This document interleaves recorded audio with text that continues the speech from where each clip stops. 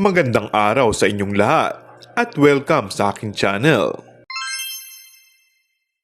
Mainit na pinag-usapan ngayon ang latest vlog ng Bex Batalyon kasama ang Bex Friends.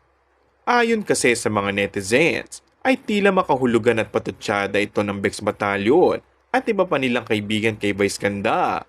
Ito ay matapos na mapahiya umano si MC sa kanilang naging bakasyon kamakailan sa Palawan.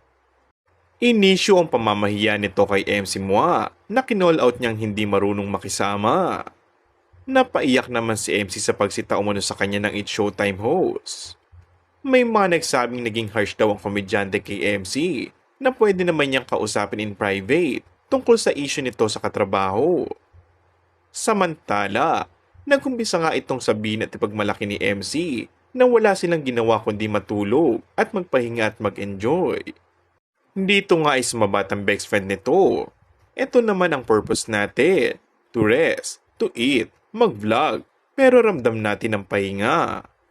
Dito nga ay napansin din ng mga netizens na magtinginan at sinukin sila ng animoy may naaalala sa pahayag ni na MC. Kung sang loob na nagpahinga si na MC at Lassie, kaya hindi na sila nakikita sa Kapamilya Noontime Show. Malakas naman ang hinala na may kinalaman ng paninitan ni Vice Ganda kay MC sa outing nila magbabarkada sa hindi pagsipot ni MC at Lassie sa It's Showtime.